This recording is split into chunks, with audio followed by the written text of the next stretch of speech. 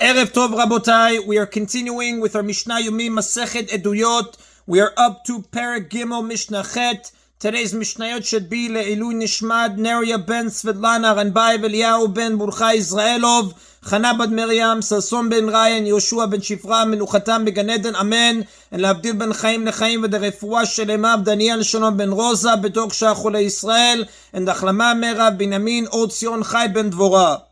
The next Mishnah, which is also recorded in Kelim, chapter 12, Mishnah 5, cites a dispute between Rabbi Tzadok and the sages as to whether certain objects can become tameh.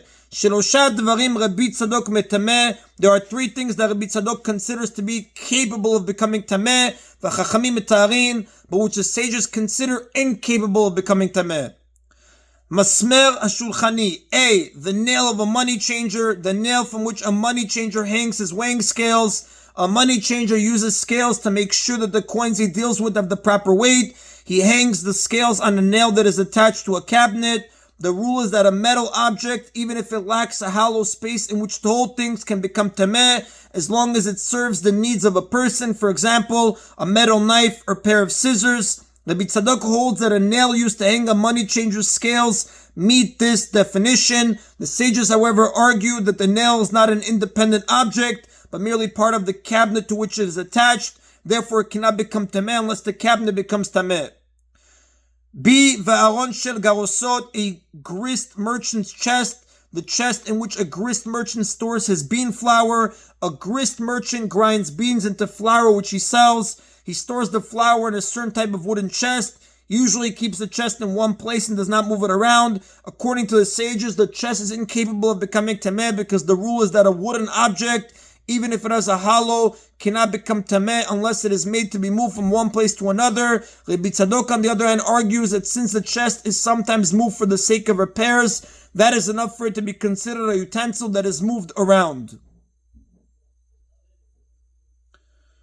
C. Umasmer shel even shaot, and the nail of a sundial, the nail at the center of a sundial. A sundial is a stone on which the hours of the day are marked. In the middle of the stone stands a nail. As the sun moves in the sky, the shadow cast by the nail on the stone changes position and points to the correct hour of the day. According to Rabbi Tzadok, since the nail is used to tell the time, it is a metal utensil that serves a human need. The sages disagree because the nail merely makes a shadow, which is something that can be done by any object, so it is not important enough to be classified as a utensil. So Rabbi Tzadok metameh, Rabbi Tzadok rules that they are capable of becoming tameh because he considers them to be utensils. V'chachamim metarin, but the sages rule that they are tahor, unable to become tameh, because the sages hold that they are not utensils. And the Rav tells us that Alachat does not follow the opinion of Rabbi Tzadok. And that is in the Mishnah Chet.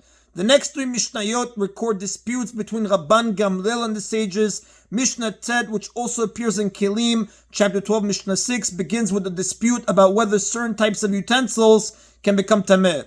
Arba dvarim Rabban Gamliel metameh v'chachamim metarin. There are four things that Rabban Gamliel considers to be capable of becoming tameh, but which the sages consider incapable of becoming tameh. Kisui tani shel matachot shel baalei batim. A. The cover of a householder's metal basket. Householders would put their broken vessels and other scraps of metal into large metal baskets. The cover of these baskets were curved and could be used to hold things.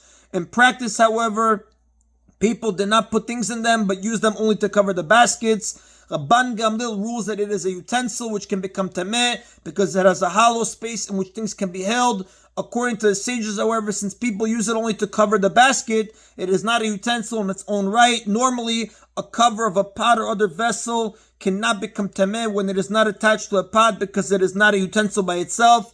Rabban Gamliel, however, rules that since the cover discussed here can be used to hold things, it is a utensil in its own right. The sages disagree because although it can hold things, people do not actually use it for that purpose. Now, the Mishnah specifies a householder's basket. If it were the cover of a doctor's basket, all would agree that it is able to become tameh because doctors use these covers to hold medicines. Utlui amagradot. B. the hook of a bathing comb. A bathing comb is a comb-like tool that a person uses to scrub his body. This was a specially shaped nail attached to the wall of the bathhouse on which the bathing combs were hung. The sages regard it as an ordinary nail which cannot become tameh. Rabban Gamliel, on the other hand, holds that since it has its own special shape, it is a utensil. V'galme kle matachot. C. Unfinished metal utensils, newly made metal utensils that are already usable but are missing some decorative work such as polishing or engraving. Rabban Gamliel holds that since they are usable, they are considered utensils which can become tameh, but the sages say that since they are not completely finished, they are not utensils. The Mishnah specifies unfinished metal utensils because everyone agrees that unfinished wooden utensils can become tameh, and the Gemara on page 25b in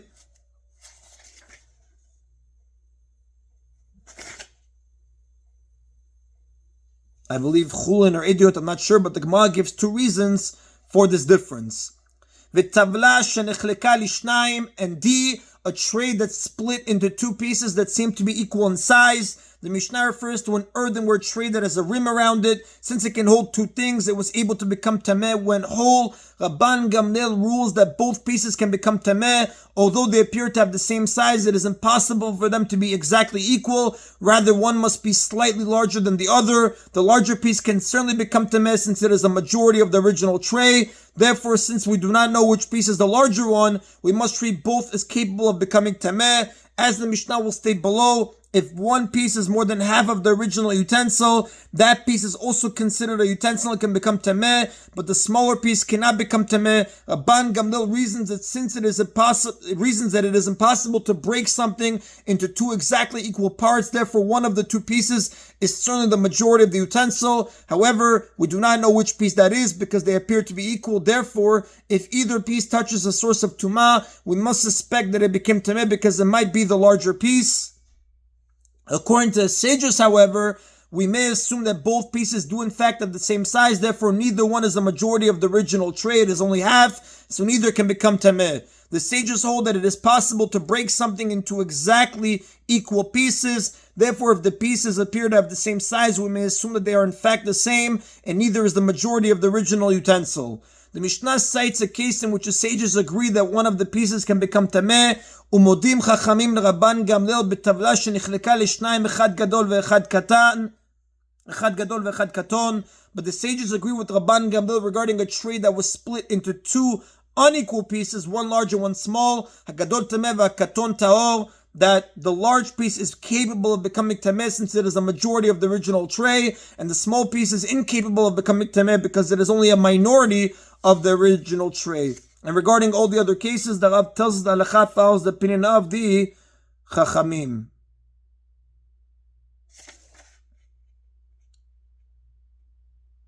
And that is the Nabotai of today's Mishna Yomi. Baruch Adonai Leolam. Amen v'amen.